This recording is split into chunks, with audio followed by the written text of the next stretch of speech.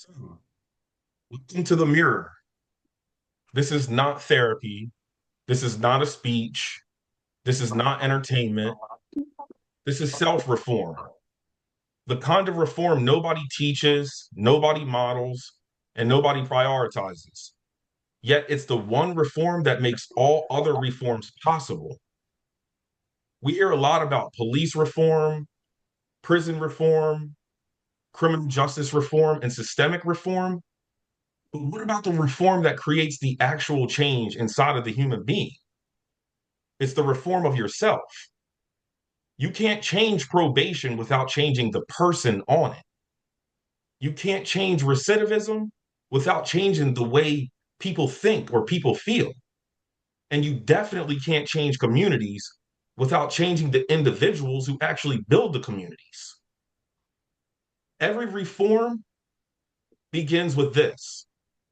It begins with the soul, then it goes to the mind, and then to the body.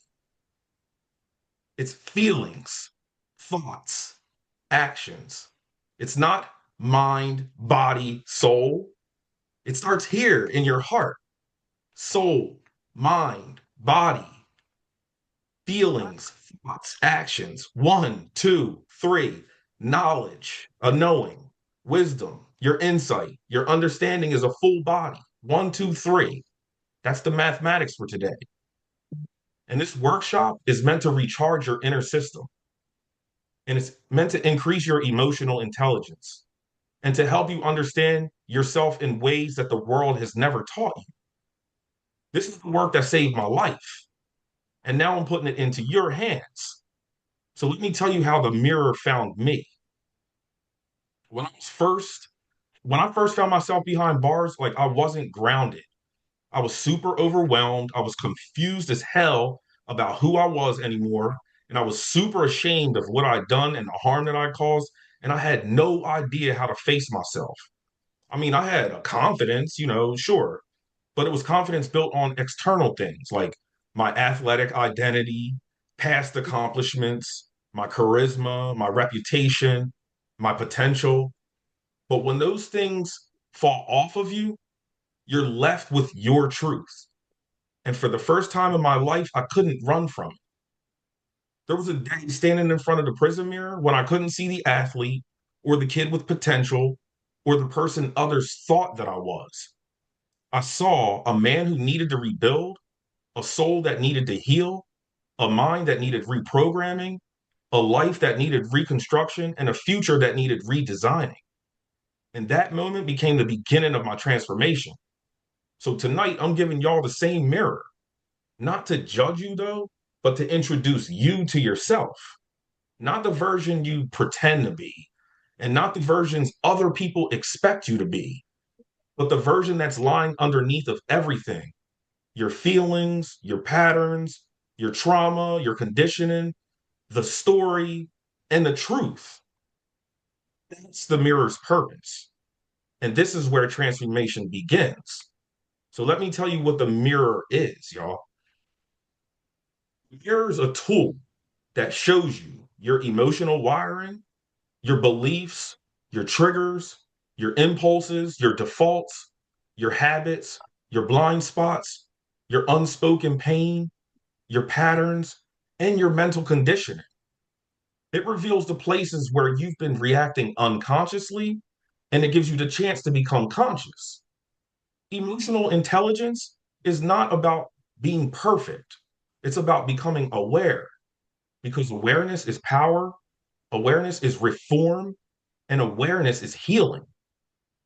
What the mirror is not, it's not shame, it's not punishment, it's not guilt, it's not comparison, judgment, performance, perfection. You don't beat yourself up in the mirror. You meet yourself in the mirror. You understand yourself. And once you understand yourself, you stop repeating the cycles that hurt you and others around you. This is not about fixing you, it's about you knowing you or you gaining the knowledge of yourself. And knowing yourself is how you become unshakable. So let's dive in this, John, because it's interactive. This is live and this is real, and the chat's open. Throughout the workshop, when something hits your spirit, yo, just drop a word in the chat. This ain't no lecture. I might be hyped right now because that's just me. You can participate because this is you doing the work in real time. So let's move on, right? Take a breath real quick because it was take a breath. Not to think though, but to feel, right? So think of a moment. I need you to switch your mental, right? Think of a moment that changed you in your life. A mistake, a regret, a heartbreak, a betrayal, a downfall, a season that you wish you could undo, a moment you've never forgiven yourself for, a moment you've never said out loud, a moment you grew from, even if it broke you first. What emotion is tied to this moment that comes up? Here's some words to help you identify maybe those emotions. Was it hurt? Was it fear, shame, abandonment, loneliness? Think of a moment that changed you, man. Like, what was it? And how did you feel about that? How did you feel about that? So my man Ant said the negative sticks more than the positive. My man. Gabby said shame. What emotion is tied to that moment? Shame. And where do you feel this? Alicia says sorrow. Where do you feel that in your body? When you feel that emotion, where do you feel it? Is it in your heart? Does it make you sweat? You get a headache from that, John? Like, does it make your veins pop out? Abandonment and shame. There's correlations with these words, right? We got to address these. And I'm glad you guys are participating in the chat because this is heavy. Because emotional intelligence, y'all, it begins with identifying the truth inside yourself. The whole purpose of the workshop is to increase your emotional intelligence. By you putting those words in the chat, you're beginning a foundation with emotional intelligence by identifying things within yourself. Because real growth begins when you stop running from that shit. But who taught you this, right? That's what you have to ask yourself. Who taught me this? Because that's the next section. This is actually my favorite section of the workshop because it makes us go all the way back to our childhoods deep. Who taught us how to deal with this, right? Every behavior that we have today, whether it's good, bad, protective, destructive, it was taught, modeled, or absorbed. Nobody wakes up knowing how to love somebody, how to defend themselves. Nobody just wakes up and get you how to lie when I'm a year old, how to trust, how to shut down, how to numb, how to explode. Who taught you how to hide your feelings? And who taught you how to fear showing your emotions? Because somebody taught you anger, avoidance, perfectionism, silence, loyalty, manipulation, distrust, people pleasing. Because most of us were never taught emotional intelligence. We were taught emotional survival. We learned pain before peace, chaos before clarity, toughness before vulnerability, reaction before reflection, hiding before healing. And listen to this one, defense before honesty. We were taught that. But everything that we learned can be unlearned. And everything that was programmed in your head can be reprogrammed. Everything that's broke within you, quote unquote, broken, it can be rebuilt. How? Through this word that I learned, metacognition. We're going to go deep into it, but metacognition, it's thinking about your thinking. Let me put the word in the chat real quick.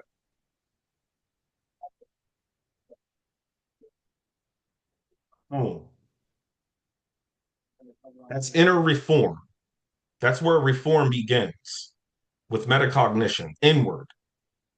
It's identity reconstruction, and it's the foundation of transformation. We're going to go back to feelings, right? Again, feel, think, act. That's the key. Say that to yourself. Feel, think, act. I feel, and then I think, and then I act. Every single reaction you've ever had follows the same formula. Feel, think, act. You feel something. You feel hurt, anger, fear, shame, pressure. Then you start to think, yo, they're disrespecting me, or I'm not enough, or shit, nobody really cares about me. I'll always get played. Or you might think, yo, I gotta protect myself at all costs. I'm a man. Or whatever we be saying. You act from the thought though. You'll shut down, you'll explode, you'll walk the hell out, you'll go numb off of something, you'll ghost people and think it's thorough that I'm not talking to them and just ghost them. You'll sabotage not just yourself, others. You'll say something that you regret. You'll do something that's out of character and you'll break your own progress. But most people only notice the action though, because the action is actually the last step. The real pattern starts with a feeling. Emotional intelligence is learning to trace the reaction back to the emotion that caused it. So if you could go all the way within and be like, yo, why am I feeling that way?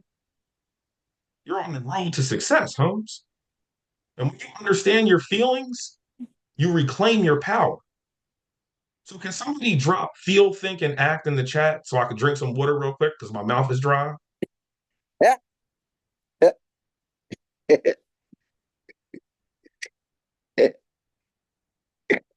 mean,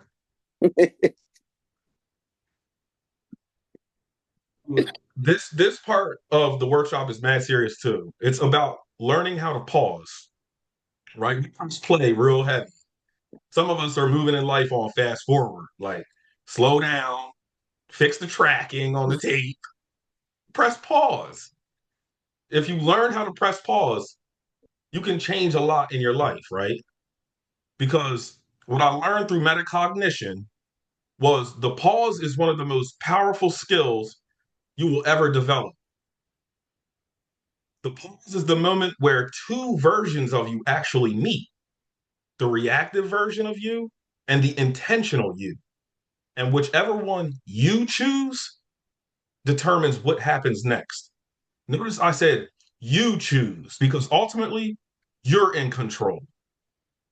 The reactive you and the intentional you, whichever one you choose, determine what happens next. Now we know pausing's not natural. Like it's a trained skill. Society requires us to be moving around this joint like Rosie from the Jetsons, like bugging out the whole time we're moving around. But pausing's not natural. It's a trained skill. You don't just get up under 300 pounds on the bench press and think you can throw it around. You've got to train yourself to get to that. You've got to develop your muscle, your mental. It's a sign of emotional maturity. So pausing looks like this. Yo, I feel this.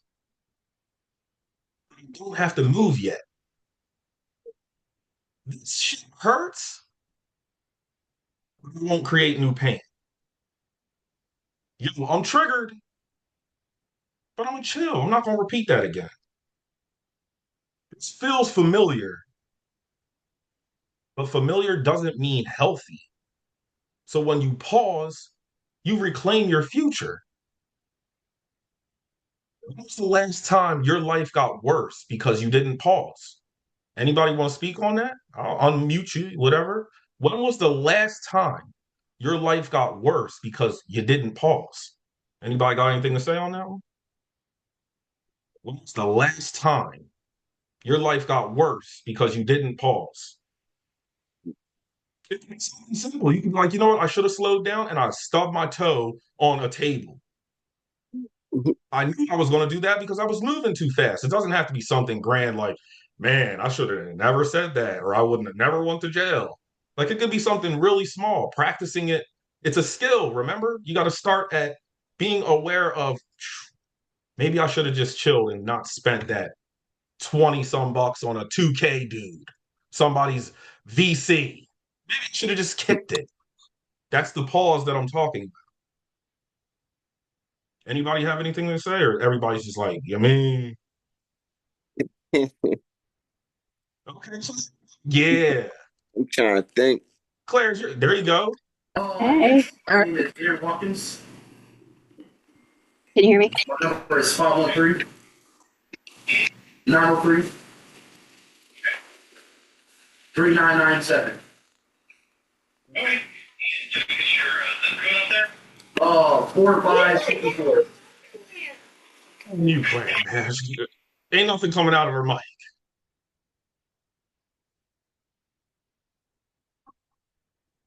All right, well, we're moving on since nobody has nothing to say. Leave something in the chat, please. It's I was about to say, it, I have it, something I could say. So a time for me is like it is personal. But I noticed like just in my past and my reentry, the progress that I've made in today's time. Like I notice if I people, places, and things, if I'm invited somewhere, and I use this scenario all the time.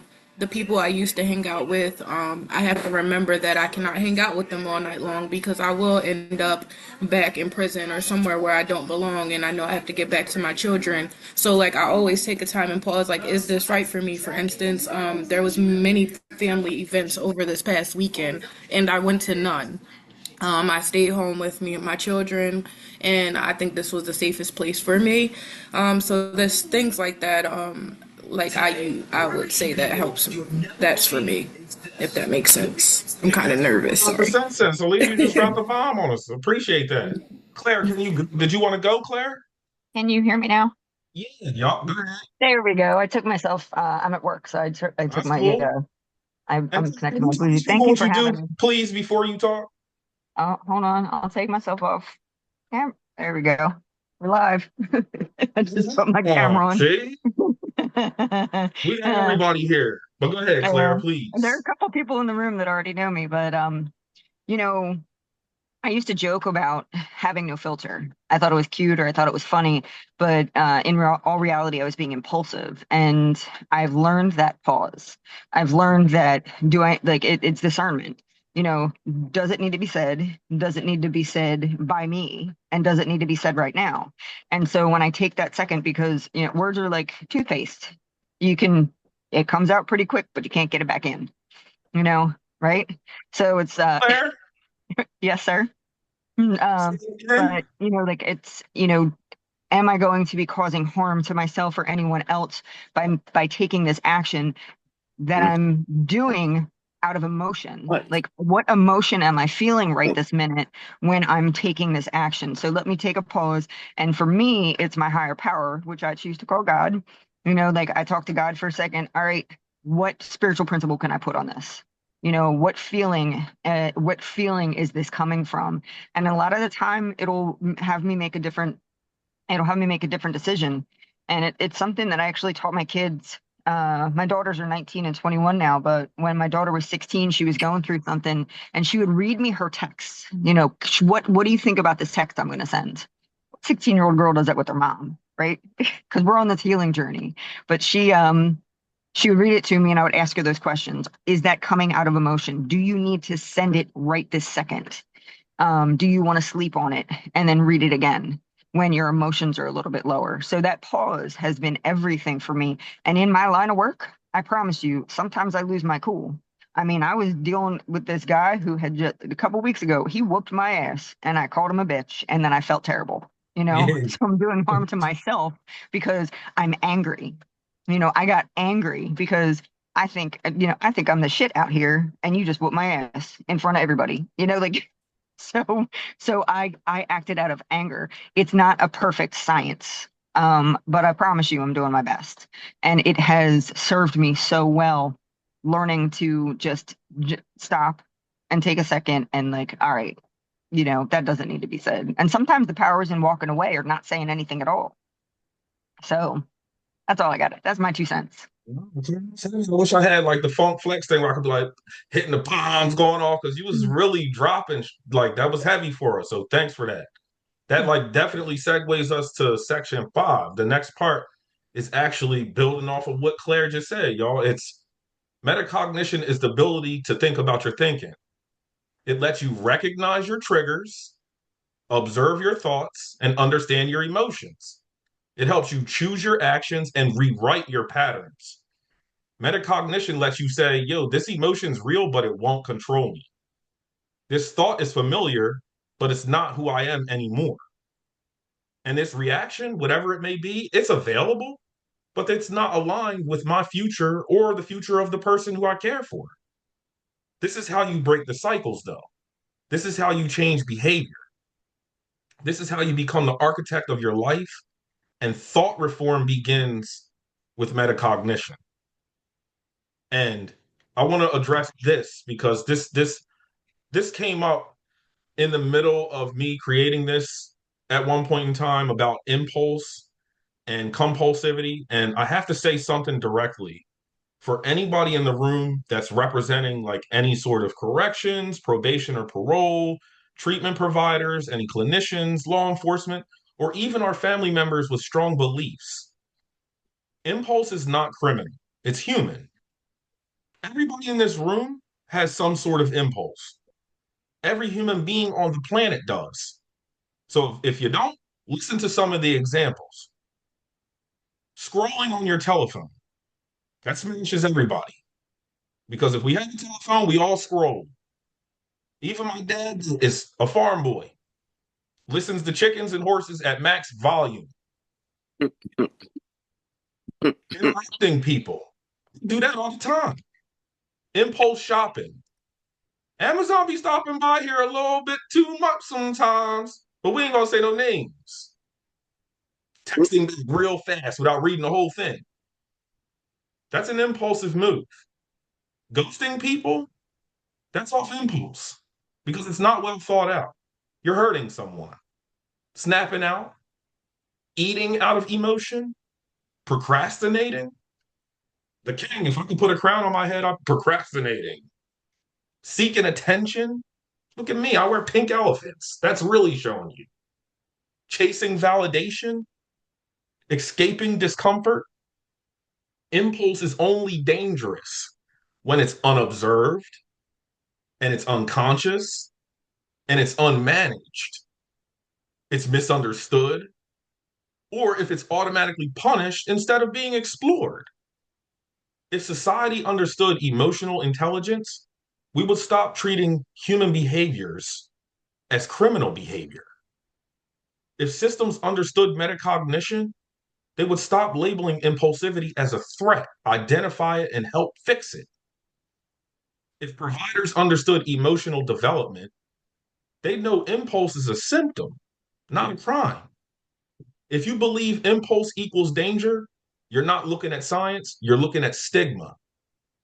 Impulse is not the enemy. Unexamined impulse is the enemy. And the cure is not punishment, it's awareness. So it starts early. It's about pausing, it's about properly educating, and it's about teaching people about metacognition.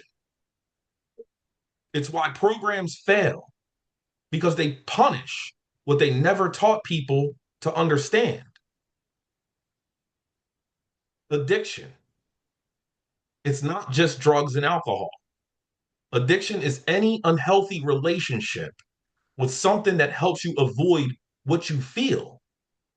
So this includes attention, anger, fear, food, chaos, sex, violence, social media, lying, validation, gambling, video games.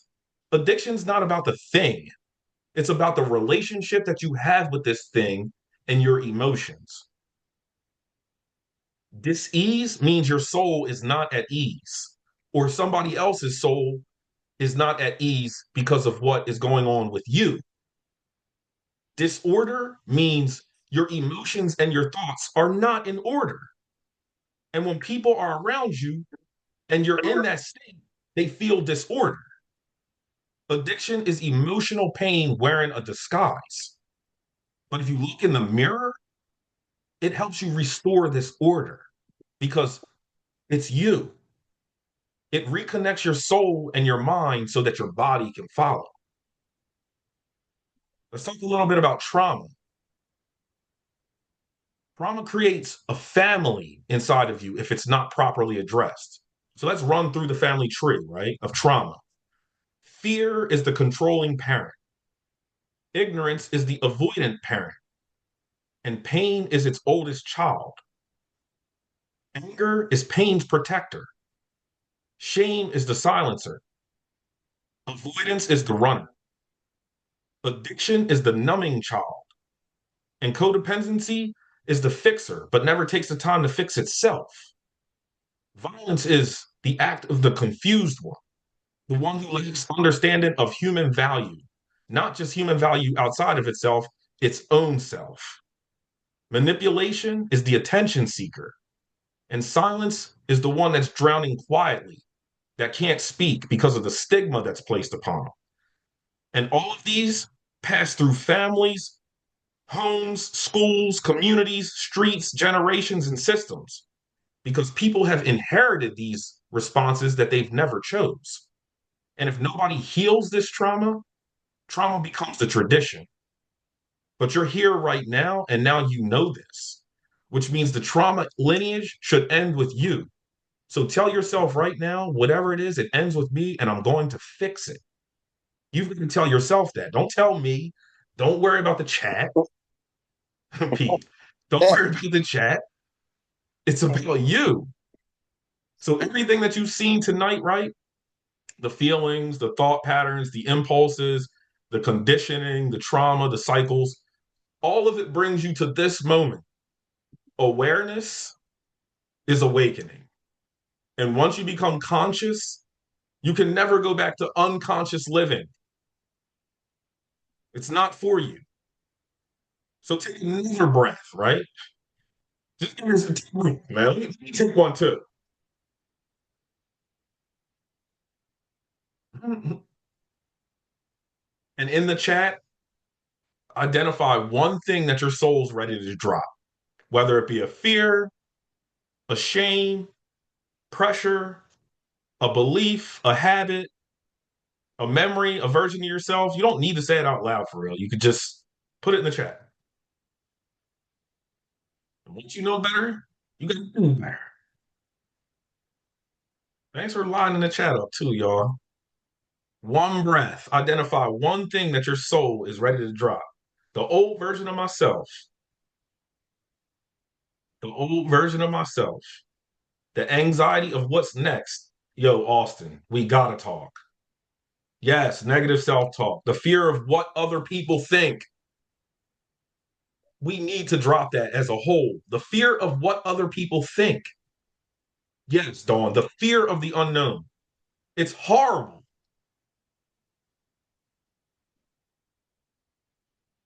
We've got to release those things. Everything that we just typed, perfectionism.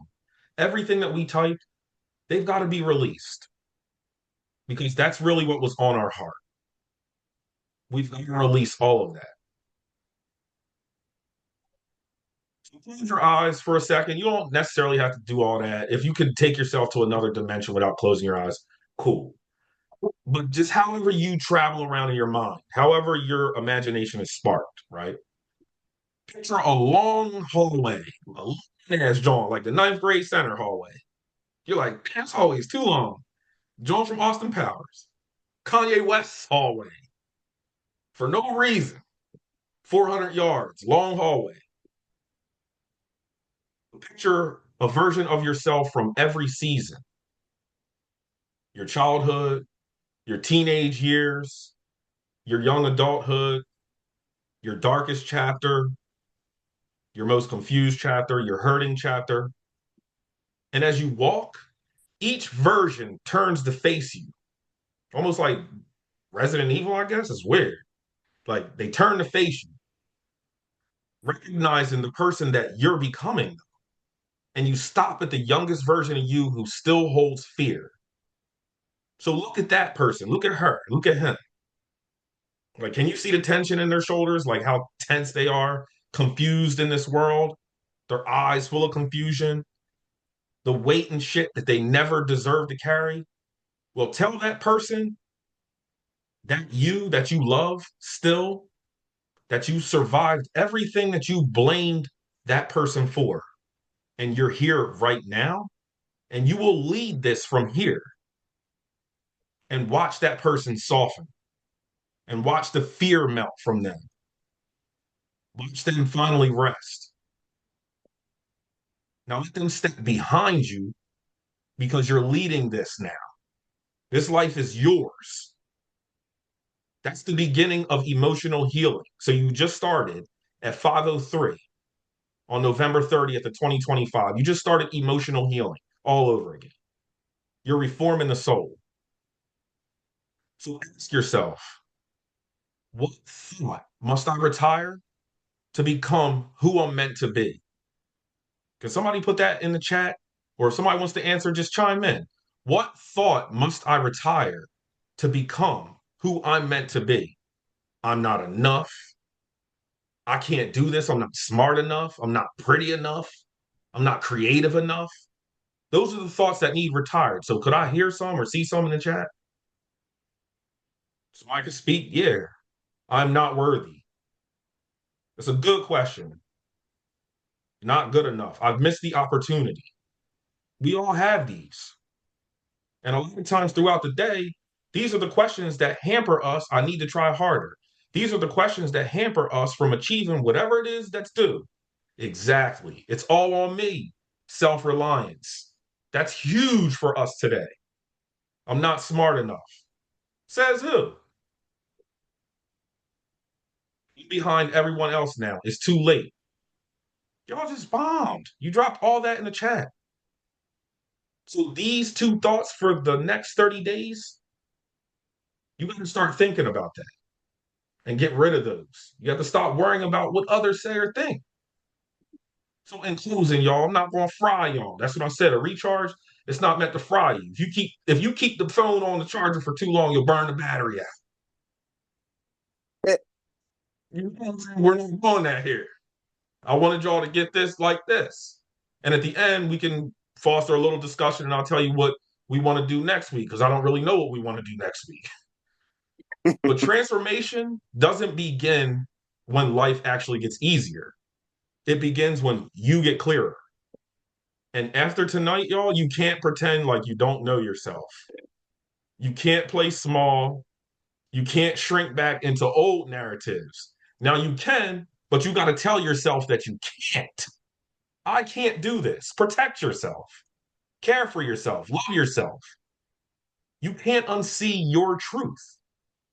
You saw your own soul. You observed your own mind. You understood your own patterns. And you actually confronted your feelings with honesty in a chat room with a bunch of people that y'all barely know. So it's all written right here. We can see how you're feeling. You actually just began thought reform. You entered soul reform. And you reconstructed your identity. You just said, I'm going to move forward successfully to yourself when we said at 5:03. Now build with that, right? Because proper education always causes elevation.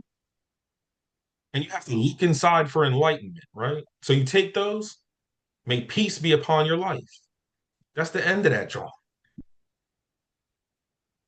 That was cool, y'all. That was good, man. We in here, man. That's all I wanted. I'm straight. Next week, we're looking to have a lived experience person come on here and tell their story.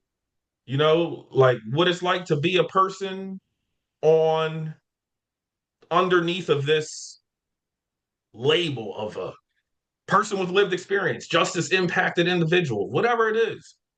We need stories. I just wanted to share a workshop with y'all. This is my story, this workshop. I've told my story too many times. Now it's about this workshop to how we can help one another, you know? Every Sunday, we're looking to do this and we're looking to add on, we're looking to build off of this. So any concepts are super welcome. Let me put some stuff in the chat. Anybody have anything to say? whatever that may be. I'm gonna put some stuff, my information in the chat so you guys can connect with me. Whatever.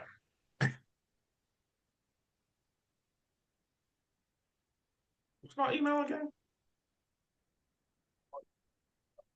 This is the condensed version of this too. So we'll be able to do this for 2, 3 days. We have a lot of information because AI is changing the game. And yes, that is what we use here. We use AI plus lived experience. It's what's going to help us change the system. We are not going to treat this thing like it's the enemy. It helps us. And it's going to excel this program to another dimension. And everybody else who has a brand, we're with you. We want all organizations with us. That's a real coalition. Nothing is exclusive here. Everything is inclusive. It's a communal effort. We need everybody. This cannot be done with one person. This can't be done with two people. Go ahead, Claire. When you were talking, and I'm not trying to take over your meeting, but I feel like I'm the only one who's talking. Um, it sparked something in me. So I'm in recovery. And yes, I am a police officer, and I'm not ashamed to say that I'm in recovery because I've completely changed my life around. And that's actually how Joey and I met. And I'm sure at some point we'll get there. But when you were talking, it brought up something. It's a concept from the recovery program that I work. It's called the triangle of self-obsession. And, I have this disease in my mind. That's what that's what my addiction is. And it keeps me in this fear of the future, the resentment from the past, and then it keeps me angry today. So, like it's a trap. It keeps you stuck in this triangle. And the consistency is what has helped me, and it again, not a perfect science, but it's helped me break free from that. And I'm not a victim. I everything that has happened for me and not to me, even though it felt like that. Again, feelings are not facts. But Mm. I keep myself stuck when I get in this self-obsessive, self-centered um and this is the part of my disease. It wants to keep me stuck in this, but it wants to keep me hearing the people who told me I wasn't good enough, who told me I wasn't smart enough, who told me I wasn't successful enough, not thin enough, not pretty enough, not just not enough. And I've learned that that's not true. I had to listen to the other inner voice, A terrible because flashlight. it actually speaks to me in my own voice, right? And that's the voice, like we have, I forget how many, like hundreds of thousands of thoughts that we have a day. And they say that most of it's Them are crazy. negative. Right, Absolutely. right. 80%, So 80 to 85% are negative against us. If we switch it to it being positive, what do we do for ourselves? we're changing the game. And that's what I've tried to Exactly. do. I actually was talking to a girl the other night, and she knows, like, I've been going through a rather rough patch like the past couple weeks. And she's like, it just seems fake that you're posting this stuff and it's all positive and you're feeling so bad. And I'm like, you don't understand. When I'm speaking these things out loud, I hear myself. Like, I need to hear that in my own voice, because that voice in my head is telling me that you're not good enough, that you're never going to find love, you're never going to be good enough. Like it says all these things, but when I say it out loud, I hear myself and I find myself correcting other people. Fix what you just said, because I don't accept negative self-talk. And then it's that reinforcement out loud. So sometimes I get stuck in that triangle of self-obsession. Um, because every day I'm learning and I'm growing and I truly am doing my best. But it's not easy. It took Definitely me not, it took Claire. me Yeah. 46 years to get where I am today, and to unlearn something and then relearn it the right way. Whew, it's a beast. My uncle used to say something that's always crazy. How do you eat an elephant? I'm like, what are you talking about, sir? Why would I eat an elephant? And it's the concept, one bite at a time, right? So, Couple elephants on my life, you know what I'm saying? but that's all I Well, have. Thank you for letting me share. I appreciate you sharing. Anybody can share. Like anybody right now, we got a little bit of time. Anybody that feels compelled to tell, yeah, thanks for sharing. Anybody who feels compelled to tell or just come out and say whatever it is on their heart, man, go ahead. Well, ain't nobody going to hate. So Yo, what I'm gonna do is listen to her. yeah, well, yeah, man. So even with me, man, it took a long time. She just said I just sparked something when she was talking about how she she basically lived a certain way so many years. So that was the same for me, man. I lived a certain way for so many years, man, and it's been 4 years now that I've been free from jail, you know, and Let's give a quick round of applause to our boy Herm for that. Yeah, for that. you know what I mean. And for me, man, that was really a big step for me, man, because that's the longest I've been on the street since I was a teenager, man. And that's And wild. and to kind of piggyback off of what she said, and sorry right now because I get like jittery when I talk in front of people, you know what I'm saying? But I'm all right now though. But like she said, man, it even now, it was it was a hard transition, you know, just to even now I still got to get used to even just being on the street, man, and living a normal life. You know what I'm saying? Like every day is just a constant battle of me is just still transitioning. You know what I mean? And just you know, That's my dog, y'all. This brother is he's a skateboarder. Let's just put it that way, man. I would just leave it there. He's an ollie. It's like nah. But Herm is really it's good to have my brother here because he's gonna be one of the mentors that we're working with because Herm has a story and his story is real deep. So he's gonna be one of the guys that you're gonna end up hearing on here really sharing what he's been through in his life. come on, Diamond, get out of here. You see? That's my man Herm. But Nah, no, it's 5:15 though, y'all. Like I that's my said, dog. not trying to fry y'all. I appreciate everybody that was here tonight. And I hope your battery's recharged. Come back to this joint next Sunday. I'll be posting stuff throughout the week to let you know what's going on. I'm going to try to get like a little email thing together. Like I said, this is all fresh and new. I did it on the fly. We did it on the fly. Bunk that ain't no I, and we're a squad now. So Sundays, like I said, at 4:30, we're gonna try to change it around on certain days and whatever that may be and whenever that may be, we don't know.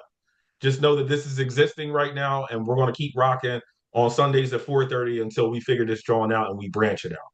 Make sure next time you tell somebody else to come, just one other person. Be like, yo, just get on there for 45 minutes. It's gonna be something that's. And I'm throwing out there that everybody's Eagles got beat down this week, so they definitely should have been on here to recharge their battery. And you know what? I'm gonna get out of here before anybody has anything to say about that. Goodbye. Thank you guys.